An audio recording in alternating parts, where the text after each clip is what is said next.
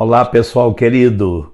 Estamos aqui para dar continuidade ao tema que começamos algumas semanas atrás, sob o título Catástrofes. E onde está Deus? A gente começou olhando de uma maneira genérica, né, para o que acontece em geral quando tem esta situação de catástrofe em qualquer lugar na Terra, né? Primeiro aparecem as necessidades materiais, depois emocionais, mas elas não são as únicas, né? E há uma grande necessidade humana, depois das catástrofes, de entender por quê. A ciência pode explicar como é que foi que aconteceu, mas a ciência não vai explicar o porquê. Então, nós examinamos aqui as necessidades materiais, as necessidades emocionais, falamos um pouco das necessidades intelectuais, mas terminamos falando da maior de todas as necessidades, que é a resposta dessa pergunta, né? E essa pergunta é importante pelo fato de que, assim, geralmente Deus é que se torna o principal acusado. E a pergunta que as pessoas fazem é mais ou menos assim, né? Se Deus é onipotente, ou Ele é todo-poderoso, e Ele nos ama, se Ele ama a todos, se Ele é bom e ama a todos, por que então essas coisas acontecem? Elas não deveriam acontecer. Se Deus poderia impedi-las, então Deus deveria fazer isto. Na análise desta pergunta, nós observamos aqui uma lista de respostas que são comuns, mas que não nos levam a Deus. Existe resposta dada pelo ateísmo, do agnosticismo, o que dizem os politeístas, o que fala o dualismo e o próprio monoteísmo, porque dentro dele existem algumas respostas que também não resolvem o problema, né? Existe a filosofia do deísmo, que diz que Deus criou tudo, criou o universo, depois abandonou, virou as costas. Então, nós vamos tentar responder a pergunta e colocá-la hoje de maneira mais simples possível. Nós precisamos começar respondendo como é que Deus realmente é? Como é o Deus das Escrituras? Para que tenhamos a resposta à pergunta do porquê, que seja uma resposta satisfatória, ela deve, assim, responder a pergunta que temos na nossa mente. Ela deve ser satisfatória também para a nossa consciência. Amém? Então vamos lá, vamos começar falando sobre algumas respostas que são muito comuns e que é bom que avaliemos estas respostas, porque eu quero abordar aqui 3 respostas que são bastante equivocadas, apesar de elas serem muito comuns dentro da igreja. A primeira resposta, que é muito comum e que nós precisamos analisar e descartar, é a resposta assim, você jamais vai entender a Deus. A única coisa que nós precisamos é confiar nele, e nós não vamos entendê-lo, tá? E ele tem razões que nós nunca vamos poder compreender. Então é melhor confiar e não querer saber as razões de Deus. Eu chamo isso de fuga irracional, né? Obviamente que alguns vão alegar com uma certa dose de propriedade, abordando a situação de Jó, né? Por quê? Porque Deus não revelou para Jó os motivos dele. Então, parece aí que Deus trataria toda a raça humana da mesma maneira, e quando nós temos que entender que ali na situação de Jó foi a resposta específica que Jó precisava. Tá? Na verdade, Deus começou a falar do hipopótamo, do crocodilo, e começou a perguntar para Jó o que ele sabia da criação de um hipopótamo. Né? Agora, o objetivo de Deus ali era ensinar a Jó que Jó não podia ter uma atitude de questionamento a Deus. Mas é errado concluir daí que Deus nunca dá resposta nenhuma. Não, é certo que Deus não precisa prestar contas para ninguém, né? Mas eu acho que a gente tem motivos para não aceitar esse tipo de explicação. Primeiro, porque alguém pode perguntar assim: como é que eu vou amar um Deus que eu não entendo? Eu não sei como é que ele age, e eu não sei como é que eu vou me encorajar a amá-lo, porque eu não entendo ele, nada. Outra pergunta que seria lícita é: como eu vou aprender com os desastres, se Deus não me revela nada a respeito dos desastres? E a principal objeção que a gente poderia levantar é que em toda a Bíblia a gente vê Deus explicando às pessoas por que determinados desastres acontecem, né? E a Bíblia fala da verdade como sendo, inclusive, um mistério, né? Mistério o que é mistério? É aquele tipo de coisa que nós nunca saberíamos se Deus não nos revelasse. Porque nós precisamos entender o que são esses mistérios, para termos esse entendimento, essa convicção de que a gente só sabe mesmo aquelas coisas que Deus revela. Então, se Deus não revelar, é um mistério, né? Veja só a lista de mistérios que aparece só no Novo Testamento. Eu vou citar 12 aqui, rapidinho. O anúncio de Jesus Cristo, o mistério do Evangelho, o mistério da sabedoria de Deus, o mistério do desígnio de Deus de fazerem todas as coisas convergirem para Cristo, o mistério do endurecimento em parte de Israel, o mistério da igreja, o mistério da fé, o mistério da transformação de nosso corpo no futuro, o mistério da relação com Cristo, né? A igreja como cabeça de um corpo. Paulo também diz que isso também é um mistério. A glória de Cristo na igreja, o mistério da iniquidade e o mistério da piedade. Vejam só que todos esses mistérios hoje não são mistérios para nós. Por quê? Porque Deus revelou.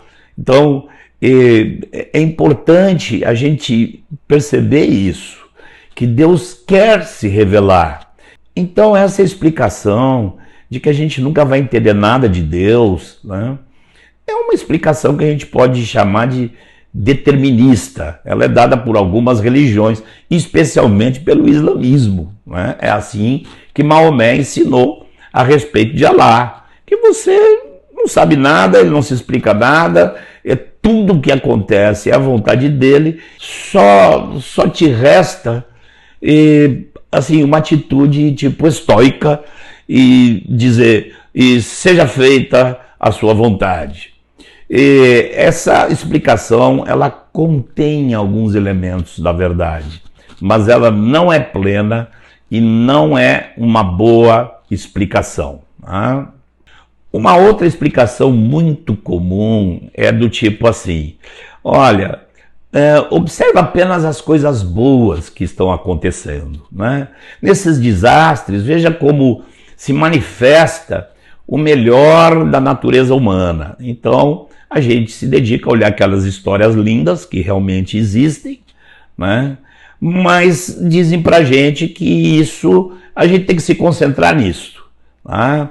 O sacrifício, a solidariedade, a compaixão que o povo começa a demonstrar, né? É porque a gente vive num mundo muito egoísta. E nestas horas, geralmente, altruísmo ele aparece. E agora eu faço a pergunta assim: é bom que todas essas coisas aconteçam, é bom que se manifeste esse tipo de sacrifício e de compaixão, né? Mas eu pergunto, isso justifica o sofrimento? Nós precisamos ter um quadro horrível desses, com tanta morte? Vale a pena todos esses males para que algumas coisas boas se manifestem? Deus faria por causa disto, né? Nós temos que lembrar aqui também que a natureza humana se manifesta, mas também tem em mente que tem um quadro negativo também. Um quadro de saques, de abusos, de raptos, de ladrões de corpos para depois pedir indenização para o governo. Acontece todo tipo de maldade também. Então, essa é uma explicação que não convence, né? Alguns alegam ainda também a unidade religiosa, a unidade humanitária, né?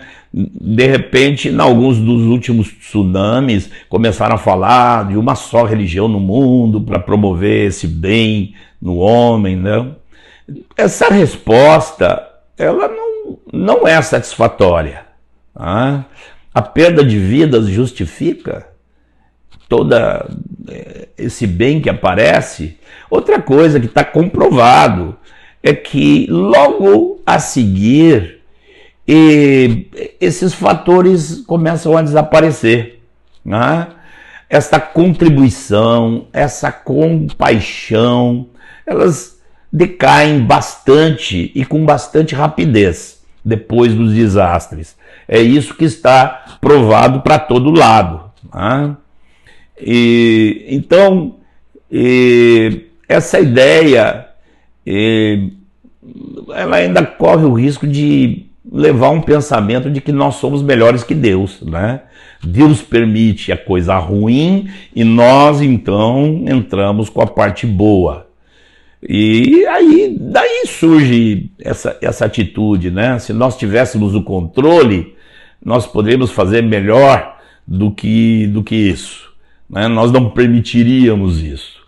E essas pessoas que pensam assim, elas começam com esse tipo de pergunta e terminam por se tornarem ateus. E queremos abordar também uma terceira forma de resposta que é completamente equivocada.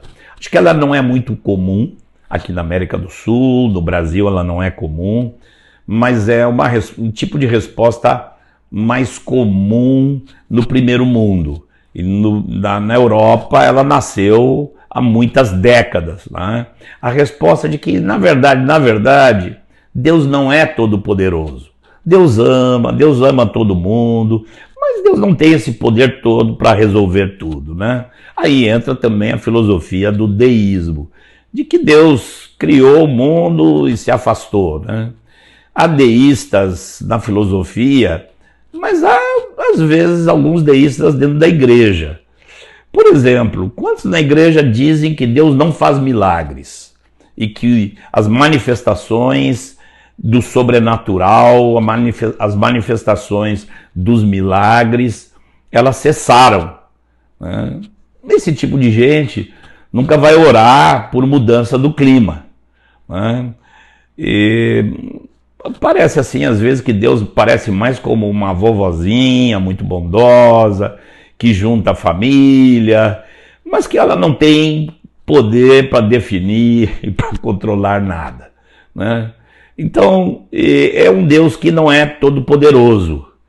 O máximo que esse Deus pode fazer é ter compaixão da gente e mostrar, assim, um sustento emocional, né? É o Deus da solidariedade, um Deus solidário que se coloca ao nosso lado e não pode fazer mais nada, né? Ó, gente, precisamos combater isto, viu? Porque não é assim que a Bíblia apresenta a Deus. Deus é criador e é interventor na criação. Ele determinou assim, essas leis da física, da química, são as leis que regem a natureza, mas ele pode intervir na natureza. E ele não só pode, como ele intervém e ele opera milagres. Ele não é um Deus fraco que apenas pensa em dizer, ó, tô com vocês, viu? É claro que Deus, em toda situação, para aqueles que o amam e creem nele, ele vai dizer, eu estou com você. Mas ele é, sim, poderoso para mudar qualquer situação, e a gente vê isso em abundância nas Escrituras. Bem, gente, então agora nós podemos, assim, transformar a pergunta numa pergunta mais curta e mais objetiva. Porque se nós cremos que Deus é todo-poderoso, aí ficamos com mais dificuldade ainda em relação à pergunta. A pergunta que é feita, se ele é todo-poderoso e ama a todos, então por que ele permite que essas coisas aconteçam? Agora nós temos que ir para uma perguntinha específica. A pergunta é, Deus ama a todos? Essa pergunta básica que nós estamos respondendo desde a primeira parte dessa lição aqui, ela se baseia na ideia pré-concebida de que Deus ama a todos. Mas agora nós vamos ter que questionar. Você aceita a gente questionar isso? Deus ama a todos? Qual é o Deus que está dentro de sua mente? Cada religião apresenta um Deus diferente. Qual delas apresenta o Deus verdadeiro? É impossível que mais de uma esteja certa, né? É impossível que duas delas estejam certas. Porque cada uma apresenta um Deus completamente diferente. E nós temos que tomar uma decisão. Qual é o Deus que nós vamos crer, né?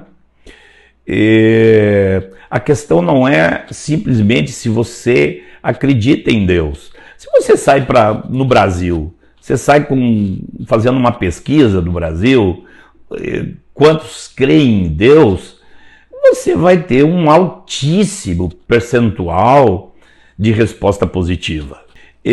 Mas a pergunta mais séria seria, não se você crê em Deus, mas em que tipo de Deus que você acredita? Como ele é?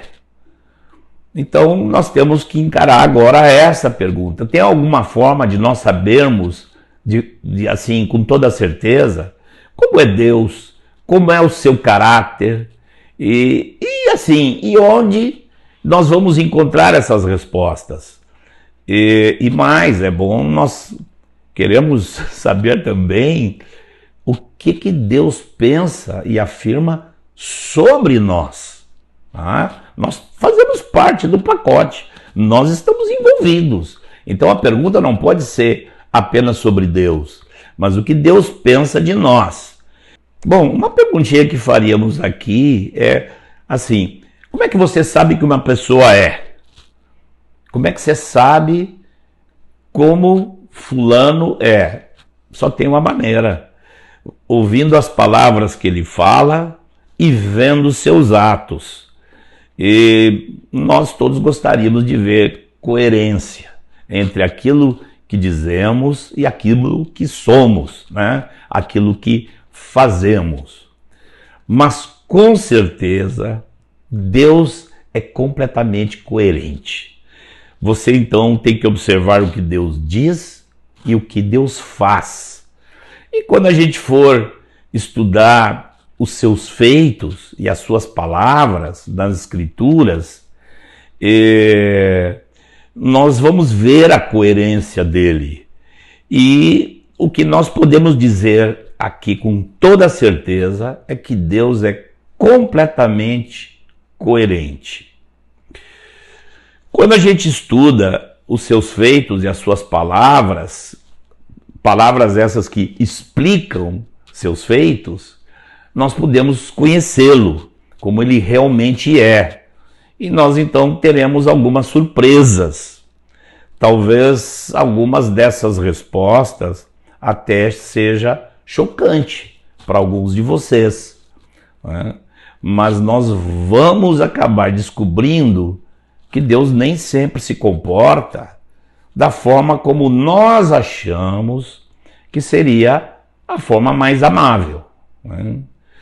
E a Bíblia tem muito para nos ensinar sobre os desastres naturais, mas ela fala, acima de tudo, assim, da realidade, e a realidade do Deus vivo. Deus é, e Ele faz como Ele faz, tá? Então, gente, já estamos chegando quase no ápice aqui do desenvolvimento do nosso entendimento a respeito de Deus e os desastres. Vamos começar então vendo o que a Bíblia diz sobre Deus e a natureza. Por exemplo, a Bíblia fala alguma coisa sobre os tsunamis? Aí você vai olhar, pesquisar, você descobre que não, mas, surpresa, a causa dos tsunamis é muitíssimo abordada nas Escrituras, né? Muitos são os livros históricos que abordam sobre os terremotos. Então, assim, Deus criou o mundo como ele é, com suas leis. E a relação, qual é a relação de Deus com esse mundo criado? Ora, ele elaborou um cronograma, né? Estabeleceu leis e ele permite que a natureza siga esse cronograma. Alguns querem assim falar, não, cada gotinha de chuva tem uma decisão de Deus. Deus criou o mundo e permite que ele se comporte da forma como ele criou. Mas é importante entender que ele tem autoridade e ele usa essa autoridade para intervir em qualquer momento e mudar, seja lá o que for, dentro da natureza. A estas intervenções divinas é que nós chamamos de fatos sobrenaturais. Vamos ver alguns aqui. Quando Deus apareceu a Moisés, apareceu lá no Sinai, né? Apareceu com fogo e fumaça, não dá para saber até se não havia um vulcão ali, né? Você vai descobrir também que o terremoto mais grave que aparece no Antigo Testamento é um terremoto que aconteceu durante o reinado do rei Uzias, e o profeta Amós proclamou o juízo de Deus e disse que aquilo era castigo pela conduta ímpia de Israel. E nós vemos séculos depois o próprio Sofonias mencionando este mesmo terremoto, né? Então, Deus está intervindo. Nós vimos também aqui durante o processo da vinda de Jesus, né? Todo o universo foi afetado. E quando Jesus nasceu, houve uma estrela específica que foi colocada ali para marcar o nascimento de Jesus, né? Na morte de Jesus, houve tremor de terra, houve trevas por 3 horas. Na ressurreição de Jesus também foi um milagre sobrenatural, porque Jesus ressuscitou num corpo completamente novo, algo que transcende completamente o que é natural. Nós vamos lembrar também de Paulo e Silas na prisão, teve aquele temor de terra, o carcereiro ficou chocado, que nunca tinha visto nada semelhante ao que ele viu ali. E ainda temos as previsões do fim, né? Muito mais terremoto. O maior de todos os terremotos está lá no fim. É um terremoto que vai abalar todos os cantos da terra. Então nós vemos nas Escrituras que Deus intervém e ele demonstra o seu poder, ele expressa a sua ira, ele demonstra também muitas vezes a sua presença através dessas questões de intervenção na natureza. Então, gente, e a pergunta, Deus ama a todos? Se Deus tem todo o poder e ama a todos, por que que essas coisas acontecem? Vamos lá, pessoal, vamos às Escrituras também nesse tema. A verdade é que a pregação de que Deus ama a todos está bastante mal entendida. Essa pregação de que Deus é amor e Ele ama todo mundo e ama o mundo todo é uma pregação que já tem mais ou menos um século. E nós aqui queremos questionar essa pregação. Como, Marcos? Gente, você está surpreso que isto seja questionado? O que nós temos que meditar, irmãos, é como é que esta mensagem é ouvida. Como é que ela é recebida. O que essa mensagem transmite. E eu ouso dizer que a resposta é que o resultado dessa pregação é uma visão de um Deus sentimental. É uma imagem humana da percepção de Deus que não é bíblica. As pessoas acabam assimilando um Deus que nos ama tanto e tanto que nunca permitiria que nós sofrêssemos. Essa é a mensagem que fica na cabeça de muita gente. Mas a verdade está longe disso. O único interesse que essas pessoas têm em relação à existência de Deus é um Deus que existe para nos proteger. Um Deus que nos livra de todo sofrimento e nos supre absolutamente em todas as necessidades. Ponto final. Ou seja, gente, esse Deus é um Deus que está na cabeça de muita gente e ele existe para nos fazer felizes. Eu costumo dizer que esse é um evangelho como se tivesse escrito assim: no princípio era o homem, e o homem ficou mal, e o homem se envolveu com muitos problemas, então se fez Deus para resolver os problemas do homem. Os maiores sofrimentos que temos são as enfermidades e a pobreza.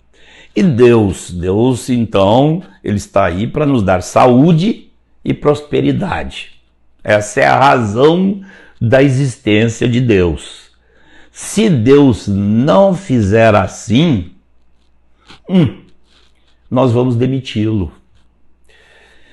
Os ateus, em geral, demitiram Deus de suas vidas, porque eles não podem aceitar um Deus que não esteja nos livrando de todos os tipos de sofrimentos. Então, são quase como idólatras, porque se você tem um Deus na sua mente que é uma imagem daquilo que Deus não é, isso é quase um tipo de idolatria, né?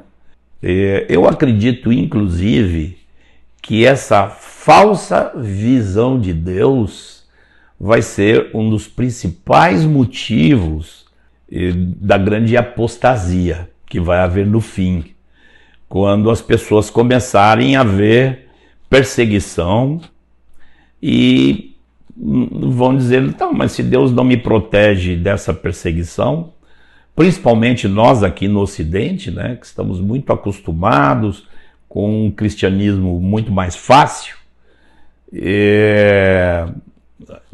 a nossa mente vai ter dificuldade para entender esse Deus que permite, sim, não apenas que a raça humana sofra, mas que o seu próprio povo sofra também, né? Então, muitos chegam ao ponto de dizer: ó, se Deus não existe para nos livrar de tudo isso, então eu não quero nada com ele.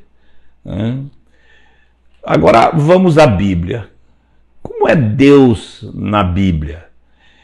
A Bíblia apresenta alguns fatos muito surpreendentes a respeito da pessoa de Deus. Na Bíblia, nós vemos um Deus que causa sofrimento.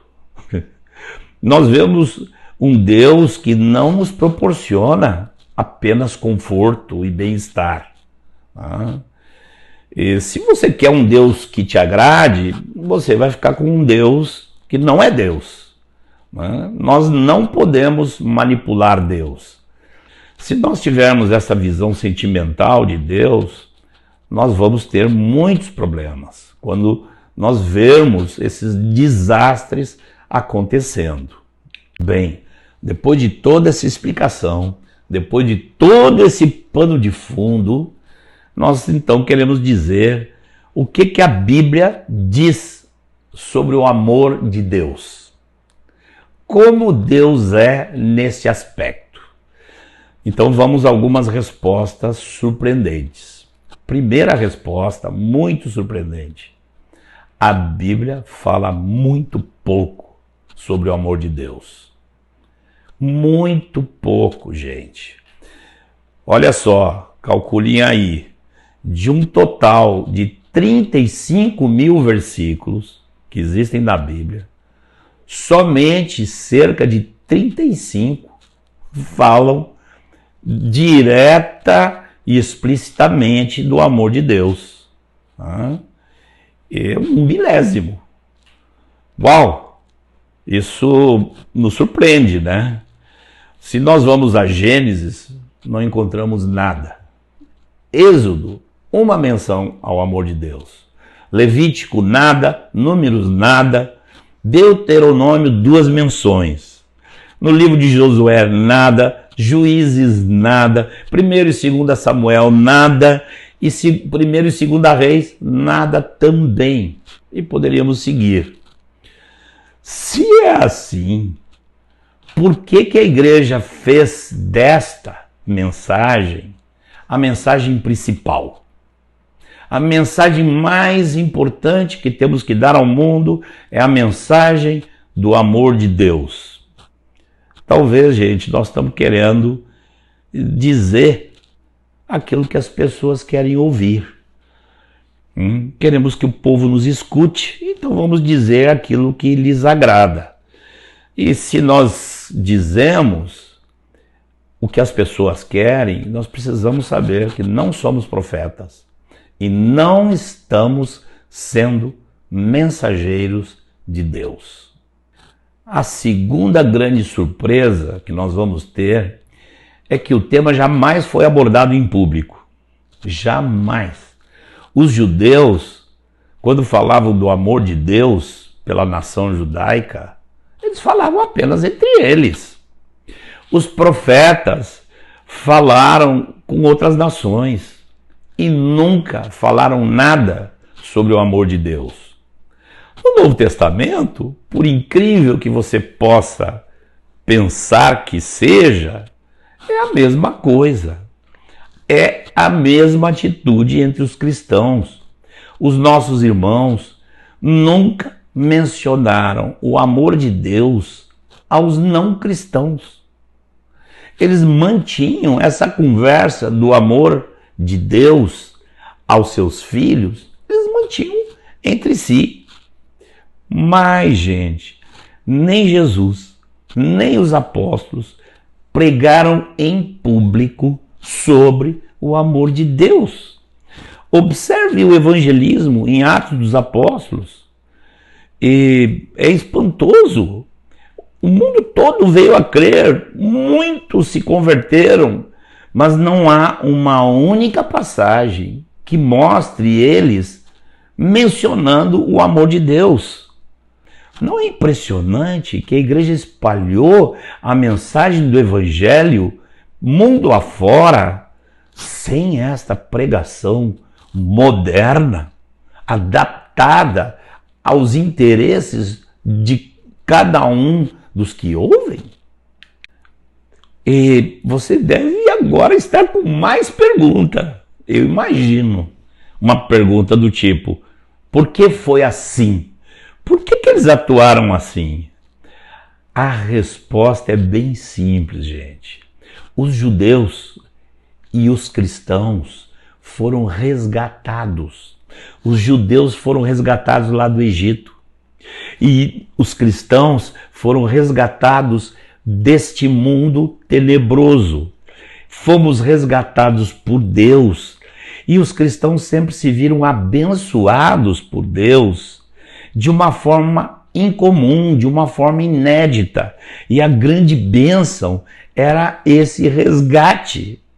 Então, eles não falavam para as pessoas de fora, porque as pessoas de fora precisavam era de arrependimento, precisavam era de se render a Deus como Deus é.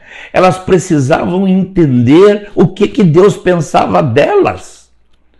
Então, somente dentro da igreja era falado sobre o amor de Deus. Nunca da igreja para fora. Parece estranho isso, né? Mas examine as escrituras, veja se é verdade o que nós estamos dizendo, veja se você encontra Jesus ou os apóstolos alguma vez falando para as pessoas do mundo sobre o amor de Deus. E você não vai encontrar. Um outro fato interessante que você vai encontrar nas escrituras é que os nossos irmãos, eles, como usaram o grego para comunicação, né? Eles usavam palavras diferentes sobre o amor de Deus, palavra diferente daquelas que eram usadas para o amor que existe entre os seres humanos. Eu acho que a maioria de vocês sabe disso. Existem 3 palavras gregas cuja tradução é amor: eros, filéu e ágape. Os 2 primeiros tipos de amor, né, eros e filéu, são bem conhecidos e bem entendidos pelos seres humanos, né? O que é o eros? Eros é o amor da emoção ou das emoções. Tem muito a ver com atração e por isso ele é muito usado em referência ao amor sexual, né? Agora, é bom entender que eros é um amor muito involuntário e ele é quase impossível de evitar. Então, as pessoas falam hoje no mundo sobre o amor, os filmes que apresentam casais que estão apaixonados, na verdade estão apresentando esse tipo de amor, né? Que é uma paixão que a pessoa uma hora sente e depois pode até perder, né? Porque depende muito da atração e depende muito das emoções. O segundo tipo de amor que nós estamos referindo aqui é o amor filéu. Ele é um amor que vai além da atração, além das emoções, né? Ele tem mais a ver com afeição, né? Tem muito envolvimento da mente também. É um amor que é dado àquelas pessoas com quem nós nos identificamos. Esse amor, ele é parcialmente voluntário, mas também ele é involuntário, né? Ele é voluntário porque no fim você escolhe os amigos a quem você vai se dedicar, você escolhe, né? Mas ele tem um pouco também de involuntariedade por causa da queda que a gente tem para se identificar com pessoas que pensam de forma mais semelhante à nossa. Só que quando a gente vai falar sobre o amor de Deus, o amor de Deus não está limitado a essas questões humanas, né? Porque não é o amor das emoções, não é o amor da mente, é muito mais do que atração ou afeição. E o que é o ágape, que é o amor divino? O ágape é o amor da ação, né? É o amor da vontade, é um amor completamente voluntário, é um amor que você escolhe fazer o bem. Exemplo, Jesus usou o exemplo do samaritano, né? O samaritano, qual é a atração que o samaritano teria por um judeu? Os samaritanos e os judeus eram praticamente inimigos, né? Então não tinha nenhuma atração, não tinha nenhuma afeição, mas o que ele tinha? Ele tinha consciência de fazer algo de bom àquele judeu, né? É isso que é o ágape, e é isso que a Bíblia chama de amor, e este é o amor de Deus. Então, gente, resumindo por hoje, os únicos que entendem do amor de Deus são aqueles que experimentaram o perdão de Deus. As pessoas, você vai falar de amor de Deus para pessoas que não têm convicção de pecado, que não têm arrependimento.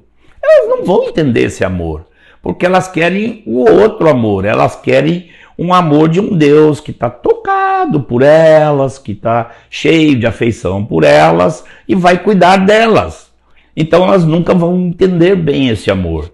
E esse é o motivo porque nós temos muita gente na igreja que não tem um coração inclinado a amar o Senhor, tá?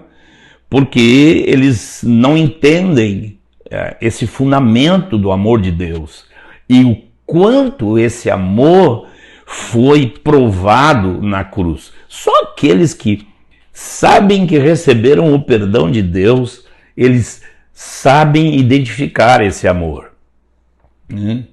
Então, ao dizer que Deus ama a todos, nós acabamos gerando uma pergunta que fica difícil de responder, né?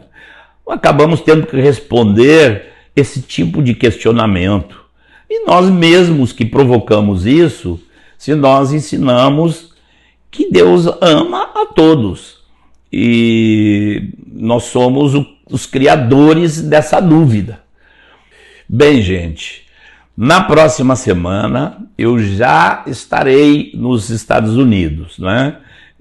Enquanto vocês estão assistindo esse vídeo, eu já estou no avião em viagem para ir ali para o norte dos Estados Unidos.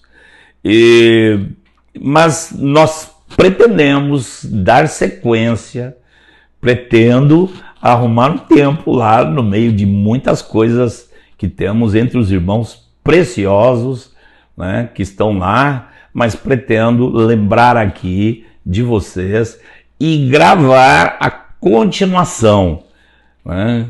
A pergunta que ficaria para a semana que vem já não é sobre Deus, é sobre nós. A pergunta seria: nós merecemos esses desastres? É difícil, né? Quando você olha o que está acontecendo aos queridos gaúchos, né? Eu gaúcho com eles, nós temos uma sensação da dificuldade, né? Mas a grande pergunta que temos que fazer é essa: nós, seres humanos, merecemos os desastres que acontecem na natureza? Vamos, com isso, buscar conhecer melhor ao Senhor. Por hoje, deixamos cada um de vocês com essa pergunta. Eu deixo essa pergunta para você. Você ama esse Deus que nós vemos na Bíblia? Você ama o Deus que profere bênçãos e maldições?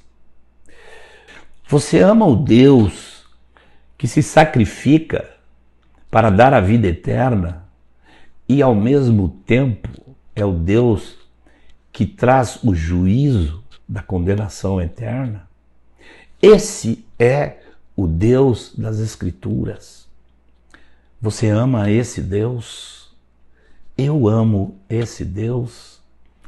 Que o Espírito Santo ajude-nos a responder essa pergunta dentro de nós mesmos, diante do nosso Senhor.